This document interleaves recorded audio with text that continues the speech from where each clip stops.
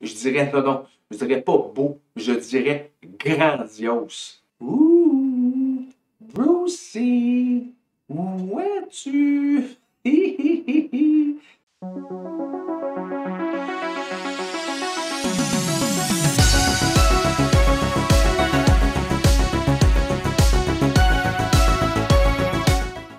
Oh oui, les matelots, ici votre capitaine. Comme vous pouvez le voir, je me suis mis dans la thématique, dans l'atmosphère du nouveau film de Batman, réalisé par nul autre que Matt Reeves.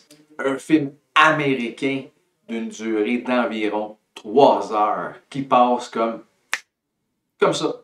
D'entrée de jeu, je peux dire, c'est un film brillant, impressionnant et qui vous donne un coup de poing sur la gueule. Parce que vous vous attendez pas à ce genre de film. Il s'agit bien d'un film de Batman, mais comme les bandes dessinées, il y a plusieurs versions. Moi, cette version me parle énormément.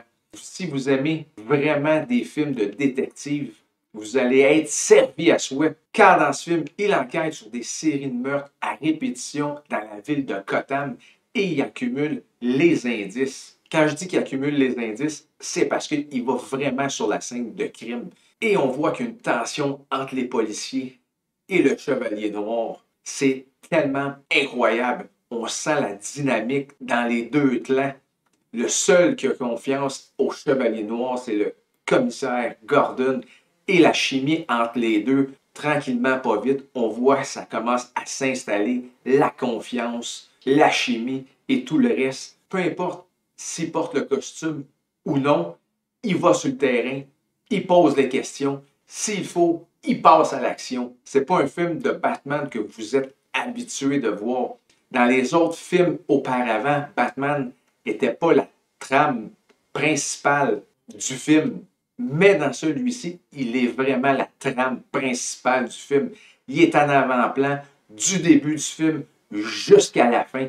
On voit Batman avec le costume au moins à 75% du film et 25% en Bruce Wayne. C'est un Batman jamais vu à l'écran. Comme j'ai dit d'entrée de jeu, c'est vraiment impressionnant. J'avais vraiment des doutes au départ quand ils ont annoncé l'acteur Robert Pattinson qui avait eu le rôle. Je me suis dit, ah non, un vampire qui va jouer une chauve-souris déjà qui est, tu sais, un acteur avec deux expressions faciales, mais ces deux expressions faciales le rend grandement service dans le film. Matt Reeves a su capter l'essentiel de l'univers de Batman et l'essentiel aussi de chacun des personnages. Dans ce film-là, il n'y a pas de niaisage, il n'y a pas de backstory sur aucun personnage. Donc, si vous ne connaissez pas réellement l'univers, vous allez peut-être chercher quelques éléments, vous allez peut-être vous poser quelques questions ici et là, mais ça vaut grandement le détour. Pour ma part, je suis un très grand fan de Batman, autre que les deux films de Tim Burton. Tout le reste qui s'est fait par la suite me laissait sur mon appétit. Je sais que beaucoup de fans parmi vous qui ont beaucoup apprécié la trilogie de Christopher Nolan.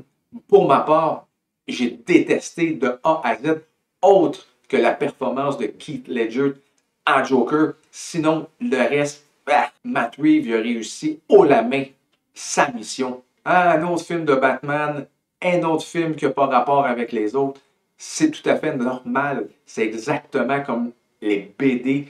Il y a à peu près 10 millions d'univers de Batman. On apprécie certains, on aime moins les autres, on en déteste aussi. On ne peut pas tous les aimer. C'est exactement la même chose pour les films. Pour ma part, celui-là, c'est mon top 1 de tous les films qui s'est fait sur Batman. Ça fait longtemps que je dis aux gens que Batman devrait avoir sa propre série. Je trouve que ça cadre plus dans un univers de série qu'un dans un univers de film parce qu'ils ont le temps de développer autant l'histoire, les personnages, le scénario, peuvent aller plus à profondeur que dans un film. Mais dans celui-ci, plus qui dure 3 heures, je vous le dis, c'est vraiment un film de détective. Pas beaucoup d'action. Quand il y en a, c'est intense. Et aussi, ça dépend ce qu'on cherche d'un film de Batman. Batman Begins nous donne les origines. The Dark Knight nous donne un trailer policier. Et avec celui-ci, c'est l'enquête qui prime avant tout, puisque c'est le début de Batman. Donc, il est vraiment, comment je pourrais dire, il est vraiment intense. Il y a encore une colère en lui qui est immense. Des fois, il ne la contrôle pas nécessairement tout le temps, mais avec le recul, il est capable de revenir à sa base essentielle. Mais tu le vois, c'est difficile à l'intérieur, là, les sentiments, ça se bouscule. Que dire de la Batcave? On se sent vraiment dans un souterrain, dans un prolongement du manoir. On ne se sent pas dans un studio où ça a été rajouté. On se sent vraiment dans une grotte. C'est vaste, c'est morbide. On sent vraiment cette froideur. Et que dire de l'esthétique visuelle qui vous en met plein la vue avec des jeux d'angle de caméra, avec des plans rapides, avec des plans sombres, puis d'un coup, hop, la lumière, ça referme, de la lumière, ça referme.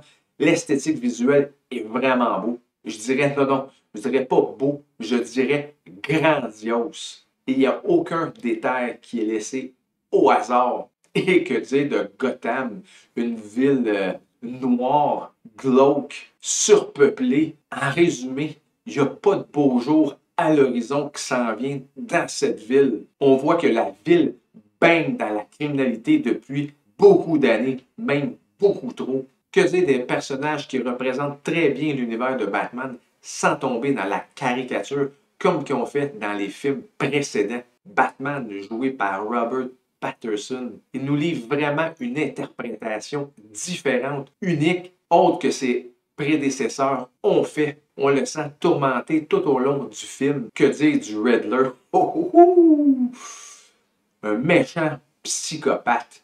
C'est comme un mix entre le Riddler traditionnel et je ne sais pas si vous avez lu ou vu la bande animée Rush. Vous savez à quel point que le Riddler dans cette série est complètement disjoncté. Dans celui-ci, il amène le cran un peu plus haut encore. Et il y a aussi le pingouin joué par Colin Farrell qui est méconnaissable. Et je suis bien content parce que je ne l'aime pas comme acteur. Il est baveux, arrogant, peureux. Tout ça à la fois. Et j'aime beaucoup ce qu'il nous propose avec ce personnage. Et ne pas oublier que le Pingouin va avoir sa propre série sur HBO Max en 2023, toujours joué par Colin Farrell. Que dire de Catwoman alias Selina Kyle? Je trouve que Zoe Kravitz joue beaucoup sur la sensualité. Elle est sublime, mais elle joue beaucoup sur la sensualité. Mais pour moi, je l'ai trouvée moins bonne que Michelle Pfeiffer. Et la trame musicale, j'ai beaucoup apprécié car il y a deux musiques dans le film qui sont dédiées au personnage Eva Maria qui est destinée au Riddler et la chanson de Batman. Quand on entend une ou l'autre chanson, on sait que le personnage arrive ou le personnage a frappé. J'ai trouvé ça très intéressant, la façon qu'il nous apporte la musique. Vous pouvez quitter, restez pas pendant 15 minutes à voir défiler les noms et les noms et les noms. Parce que si vous avez été assis 3 heures, peut-être que vous avez besoin d'aller aux toilettes. Allez-y sans crainte, vous n'allez rien manquer.